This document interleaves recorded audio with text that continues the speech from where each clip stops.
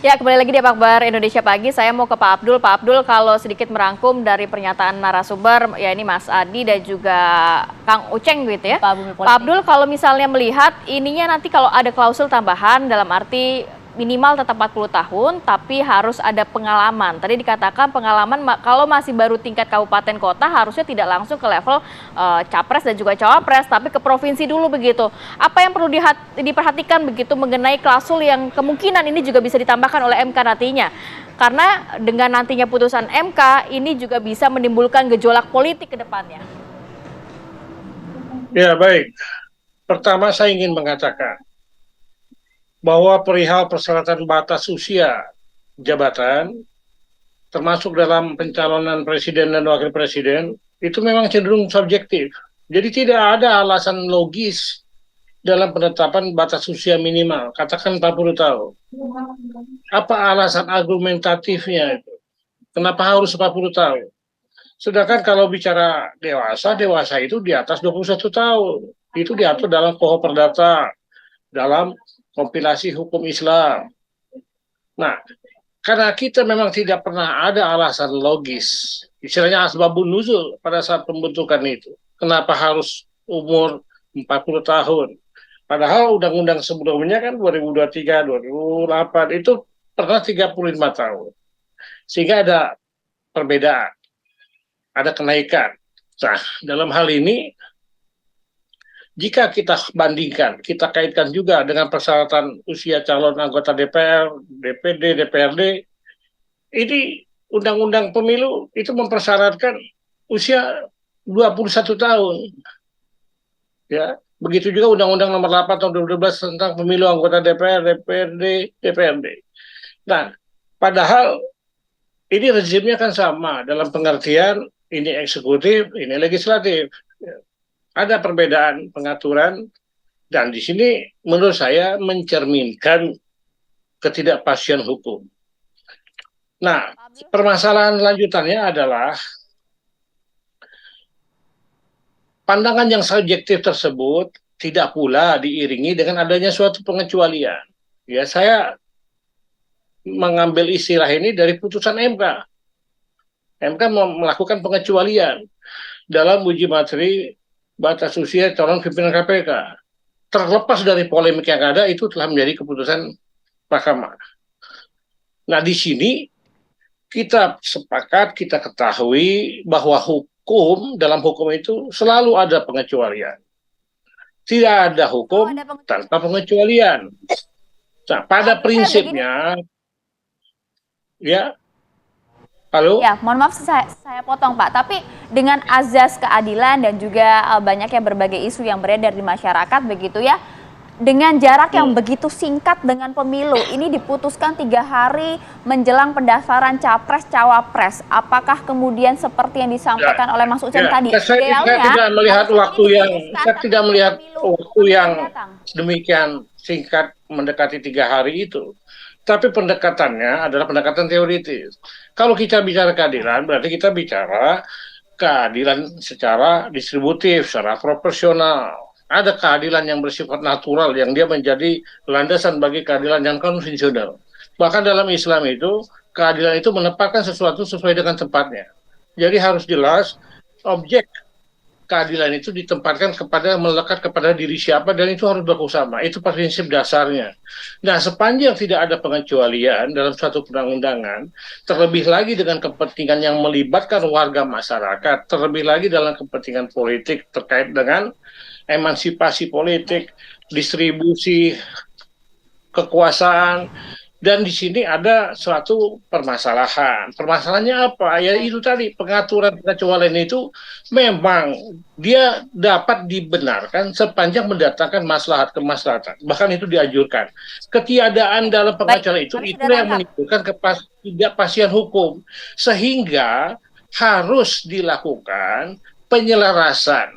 Nah, penjelasannya bagaimana ketika ada pemohon yang mengajukan bahwa dia kehilangan hak konstitusionalnya, ada kerugian hak konstitusional. Dan dikaji, dilakukan pemeriksaan di persidangan. Nah, tinggal bagaimana putusan MK, apakah menerima mengabulkan permohonan akuo atau dengan menambahkan klausul pengecualian itu. Tidak ada Oke. bagi Mahkamah Konstitusi apabila dia mengabulkan menunjuk kepada penurunan dengan jelas usia yang disebutkan misalkan 35 itu pun tidak, bagi saya tidak relevan, atau 30 tidak relevan. Berarti sama saja Mahkamah Konstitusi mengambil makna yang tersimpan dalam pembentukan undang-undang terkait dengan batas usia yang subjektif itu. Sebaiknya menurut saya tetap norma itu 40 tahun tapi dengan pengecualian. Dan pengecualian ini telah menjadi suatu konsep yang dijalankan sendiri oleh Mahkamah Konstitusi. Jadi kalau ada pengecualian terhadap suatu jabatan publik tertentu kepada seseorang tertentu, itu tidak boleh hanya pengecualian diberikan kepada hakim konstitusi, hanya diberikan kepada pimpinan KPK, tapi bagi semua jabatan, bagi semua orang itu yang Pak harus Abdul, dilakukan. poinnya sudah kita tangkap tadi memang kalau dari sisi Pak Abdul 40 tahun tapi ada pengecualian begitu ya. Dari sisi Mas Uceng seperti apa Mas? Silakan Mas. Nggak masalah tadi katanya kalau diputuskan saat ini Mas Uceng. Iya, saya kira begini. Yang pertama, kita punya politik ageism, menentukan umur itu yang memang tidak jelas ya. Saya harus akui itu. Karena ada perbedaan yang sangat luar biasa. Ada lembaga negara yang harus 40, ada yang kemudian 50, ada yang 55, ada yang 35, ada yang 21. Nah, itu memang problem tersendiri saya kira ya. Tetapi yang beginian biasanya harusnya perdebatannya di level pembentuk undang-undang. Jadi pembentuk undang-undang lah yang harusnya mengatur apa usia yang pantas untuk itu. Itu sebabnya soal ageism, soal usia-usia itu biasanya diletakkan pada open legal policy pembentuk undang-undang. Nah, kalaupun mau dibentuk, saya kira harus ada rasio legisnya. Rasio legis ini yang kadang-kadang memang tidak jelas ya. Rata-rata usia 40 itu rasio legisnya bicara ya soal karena Rasulullah diangkat 40 atau life begin at 40. Kalau kita baca kembali risalah-risalah pembentukan undang-undang ya, biasanya usia-usia 40 jatuhnya di situ tuh. Nah, memang kalau dalam kasus Capres 35 ke 40 itu menjadi pertanyaan besar. Tapi apapun itu sama sifatnya, itu sudah menjadi putusan pembentuk undang-undang. Artinya begini, kalau mau melakukan perubahan, silahkan diubah melalui sebuah proses legislasi. Jangan dipaksa melalui sebuah proses juridis atau juristokratif gitu. Karena itu bisa merusak, nanti suatu saat bisa berubah begitu banyak hal. Lagi pula saya bilang begini, kalau kita lihat konsistensi MK, harusnya selama ini MK konsisten dengan open legal policy.